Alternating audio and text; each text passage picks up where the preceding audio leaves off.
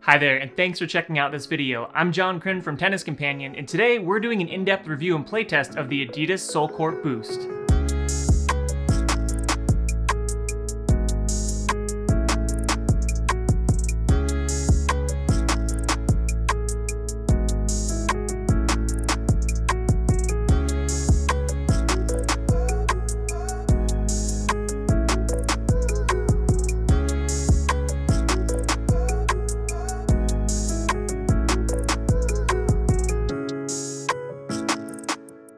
Before we get started, I wanted to let you know that this is not a sponsored video. I haven't been paid by Adidas or anyone else to discuss this shoe.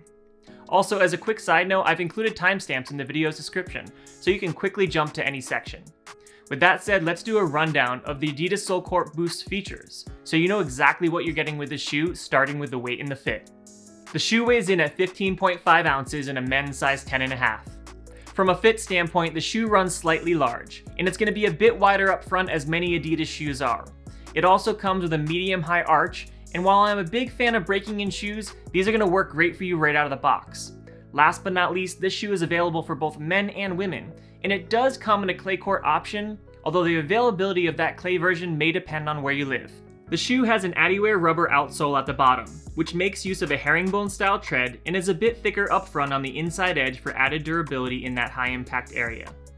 The outsole wraps up the front for a generous toe guard, which extends through the inside or medial front edge of the shoe. At the heel, the outsole has a subtle slope for a more natural heel to toe transition.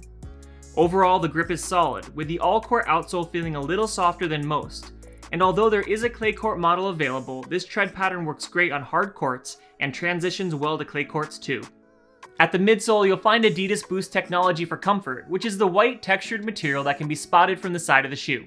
If you're not familiar with Boost, it's hundreds or in some cases thousands of small plastic TPU particles that are expanded to form closed cells around tiny pockets of air, which gives you great comfort and response. For stability, the shoe features a semi-rigid foot frame, which is the black layer that rides just above the Boost midsole and can be spotted at the bottom of the shoe as well. The upper offers comfort and style with premium synthetic materials. Around the forefoot, it's covered with AdiTough rigid polyurethane dots, along with a subtle toe cap at the front and through the inside edge for abrasion resistance. There's a rigid heel counter at the back of the shoe for stability, and a 3D molded foam ankle collar offers a locked-in feel. The material on the inside around the ankle is also pretty unique in that it's smooth on the way in and grippy on the way up to help keep your heel locked in place. Last but not least, the shoes offer a standard tongue that doesn't bunch up when lacing the shoes, and metal eyelets so you can cinch the shoes tight with confidence. Now that you know exactly what to expect from the adidas SoleCourt Boost features, let's jump into my playtest and review.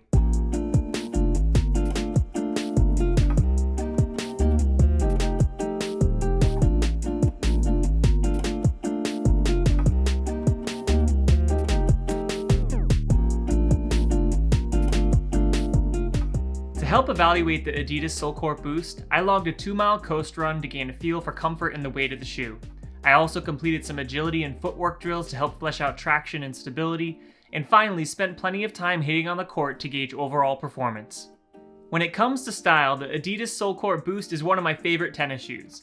The materials used for the upper look and feel great, and they have a sleek profile. I really love the black colorway, and although they're certainly not intended for daily wear, it's one of the few tennis shoes that I think looks good on and off the court. As far as lacing goes, it's smooth and easy. The tongue doesn't bunch awkwardly and it has a bit of stretch to it, while the metal eyelets allow the standard laces to pull through easily. The only downside as far as lacing goes is replacing them if they break, which can be a bit cumbersome with a portion of them hiding underneath the upper's fabric that overlay them. It's not a major issue, but worth noting. In terms of comfort, they're excellent. The Boost midsole does most of the heavy lifting when it comes to shock absorption, and true to the claims, they provide a super comfortable ride that's responsive, so my movement never felt hindered. As far as fit goes, the shoes do run a bit large and they're slightly wider up in the toe box, but honestly I didn't feel like I was swimming in them or wearing the wrong size, although it may take getting used to coming from a brand like Nike, which tend to fit snug. Other than that, I'm always on the lookout for awkward pressure points that can become problematic, but there weren't any that I could detect.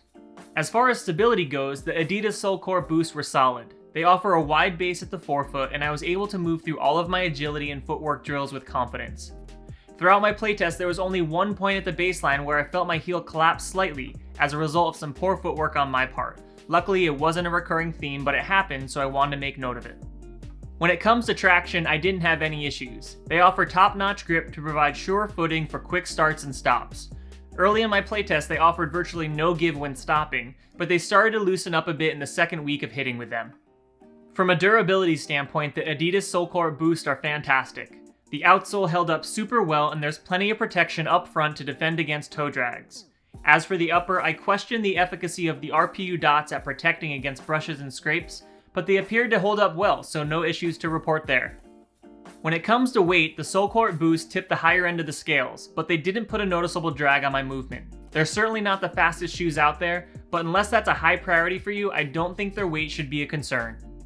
Perhaps one of the shoe's biggest weaknesses comes with ventilation, as there's not much offered in terms of breathability or airflow to allow heat to escape. Combined with the black colorway, the shoes did have a tendency to get a bit warm when the sun was out on a hot day, so I'd consider opting for a lighter colorway if you've had issues with overheating in the past. All in all, the adidas SoleCourt Boost is one of my favorite tennis shoes, which delivers excellent comfort, stability, and durability in a stylish package. They're on the heavier end of the spectrum and they could offer better ventilation, but they do just about everything else extremely well. So for this reason, they're high on my list of shoes to consider and well worth checking out if you're in the market for a new pair. If you're looking for some extra detail on the adidas SoleCourt Boost, don't forget to check out my write-up. I'll be sure to drop a link in the description. If you enjoyed this video, I'd appreciate it if you give me a thumbs up. Of course, if you have any questions, feel free to comment below. And if you'd like to join me for future videos, don't forget to subscribe. Thanks so much for watching. I'll see you in the next video.